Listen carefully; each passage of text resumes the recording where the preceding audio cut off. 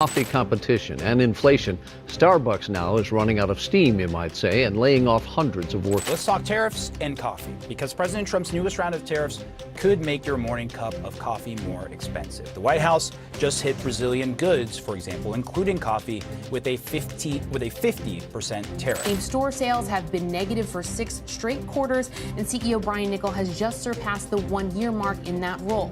This is the second round of layoffs under Niccol. There were some 1,100 positions eliminated, mostly in its corporate headquarters earlier this year. There was a time when a green siren logo on the corner meant one thing. Business was good, the economy was steady, and America's morning coffee ritual never missed a beat. But lately, those familiar lights are going out. Across the country, Starbucks stores are closing one after another as the company quietly admits it can't keep up with the rising costs that came with the trade war. What was once a bold promise to rebuild American manufacturing has turned into something very different.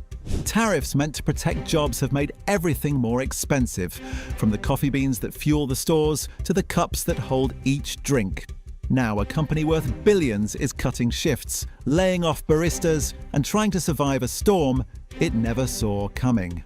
For the people behind the counter, the reality hits harder than any stock report. Many are walking into work each morning, unsure if it might be their last. The irony is almost painful. While Starbucks fights to stay open, a new name is spreading across Asia, and now the US at record speed. Luckin Coffee, China's homegrown rival, is expanding fast, filling the spaces America's biggest coffee brand is leaving behind.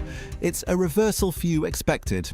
A Chinese company rising on the same global stage that once belonged to an American icon. This isn't only about one business losing ground, it's about what happens when global economics collide with everyday lives, when a policy written in Washington ripples through every paycheck and every neighborhood cafe.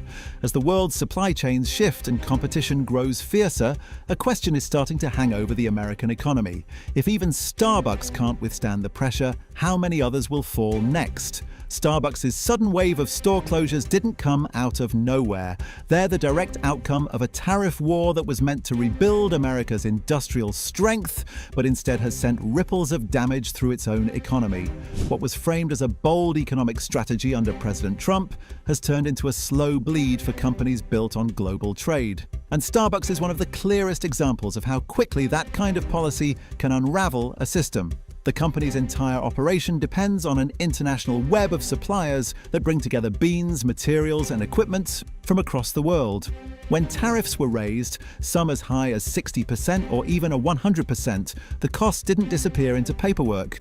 They landed directly on companies like Starbucks, which suddenly found its margins shrinking under the weight of expenses it could no longer control.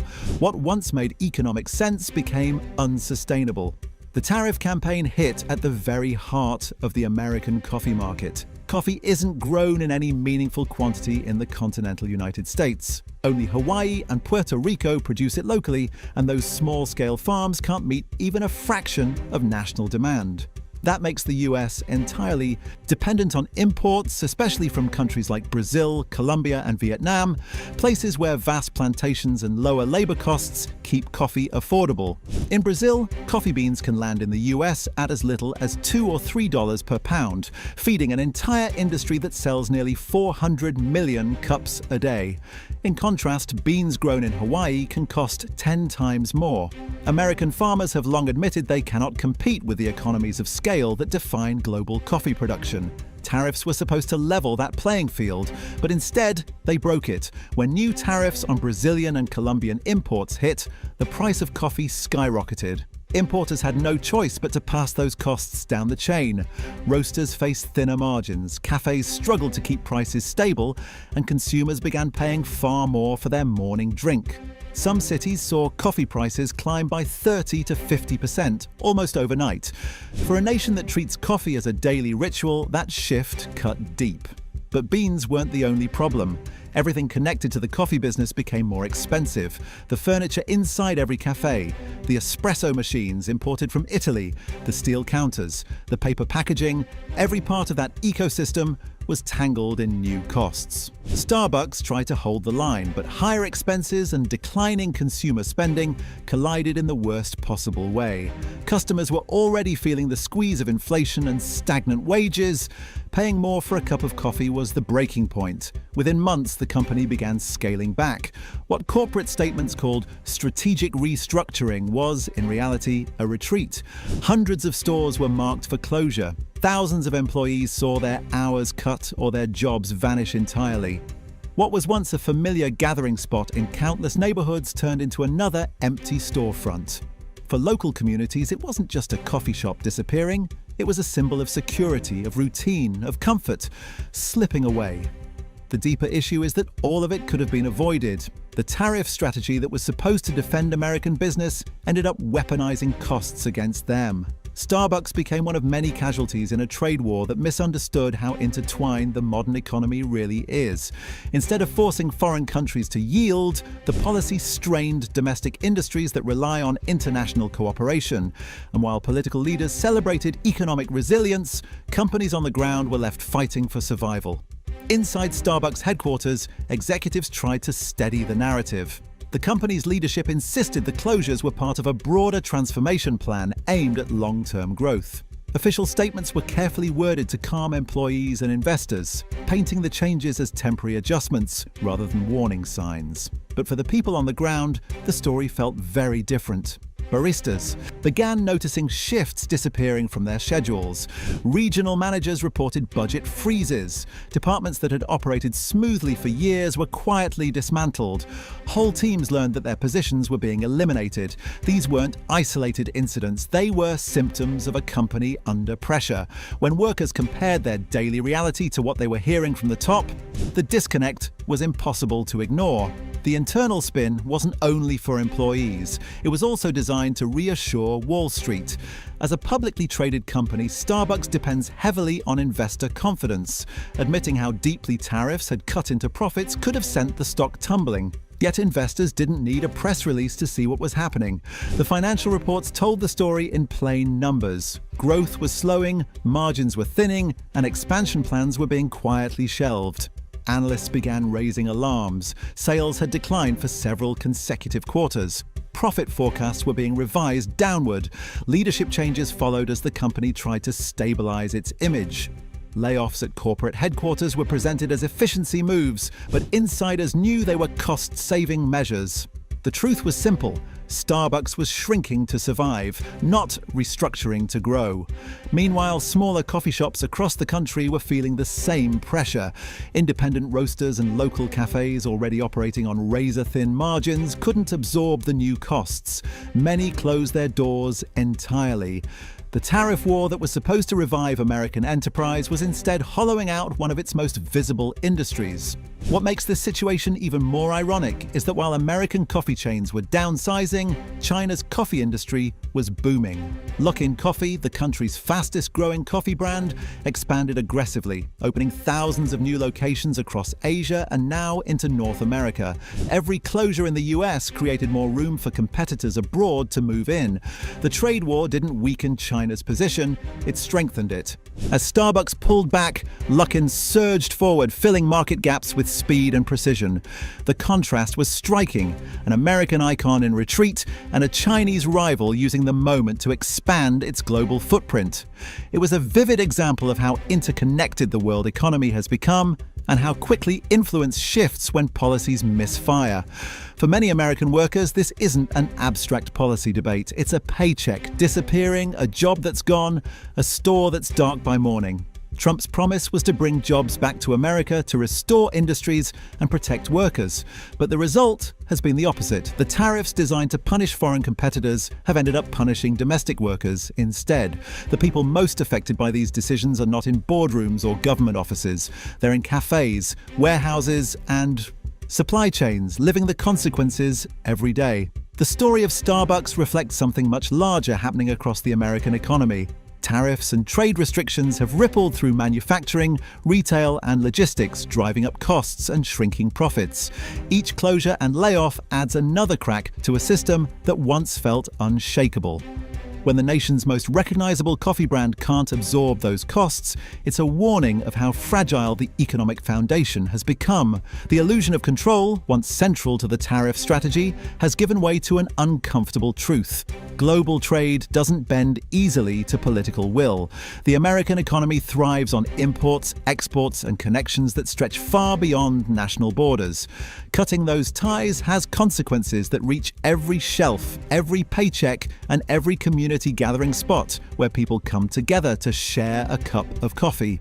Starbucks for years symbolized consistency in uncertain times. A place where the lights stayed on no matter what happened in Washington or Wall Street. But as tariffs tighten their grip, that symbol is fading. Store by store, job by job, the company is learning that no brand is too large to feel the weight of a policy gone wrong. The promise of stronger American industry has given way to an economy straining under its own choices. And Starbucks, once a testament to global success, now stands as evidence of what happens when protection turns into isolation. And this is only the beginning. As Starbucks struggles to stay afloat under rising costs and shrinking margins, another story is unfolding thousands of miles away, one that few in Washington are ready to admit. While American companies fight to survive under new tariffs, China is turning those same policies into opportunity. In a global economy, power doesn't always shift with headlines. It changes quietly, when one nation stumbles and another moves in to claim the space it left behind. The coffee business tells that story in real time. Starbucks once towered over China's cafe scene. Its stores became gathering spots for young professionals, students, and entrepreneurs, places that represented success, aspiration, and connection to the wider world. But that glow is fading fast.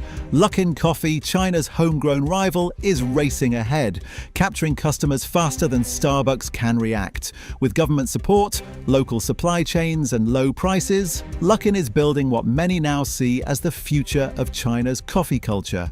Its sleek app-driven model, quick service, and affordability have turned it into the brand of the everyday consumer. Starbucks, on the other hand, has become a luxury that fewer people can justify. That shift didn't happen overnight. As tariffs raised the cost of imported materials, packaging, and even raw coffee beans, Starbucks found itself squeezed on every side. China, however, kept its domestic operations shielded from those price spikes. While Starbucks paid more for almost everything, Luckin grew stronger within an insulated system that rewarded efficiency and scale.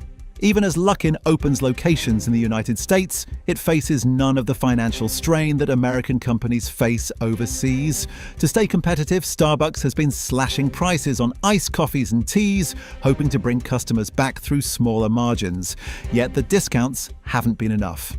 The brand that once defined premium cafe culture in China is now struggling to stay relevant in a market ruled by speed, tech, and affordability. For analysts watching closely, it's a worrying sign that the company's most promising region could soon become its biggest liability. But this goes deeper than corporate rivalry. Starbucks' presence in China was more than a business story.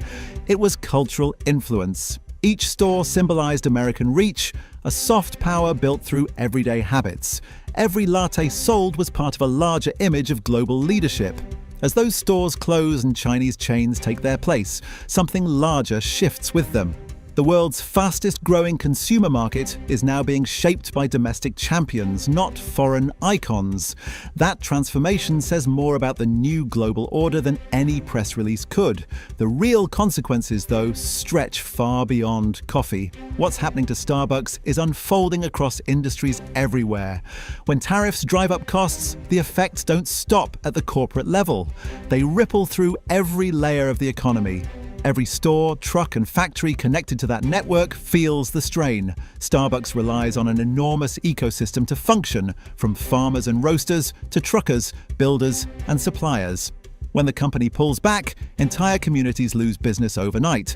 Trucking fleets that once handled daily deliveries now sit idle. Routes are cancelled, hours are cut, and smaller carriers close their doors. Packaging companies that produced millions of Starbucks cups and lids each year are suddenly out of steady work. Tariffs were supposed to defend jobs and rebuild industries. Instead, they're costing workers their livelihoods, driving up prices, and helping America's rivals grow stronger. Starbucks may be the most visible casualty, but it won't be the last.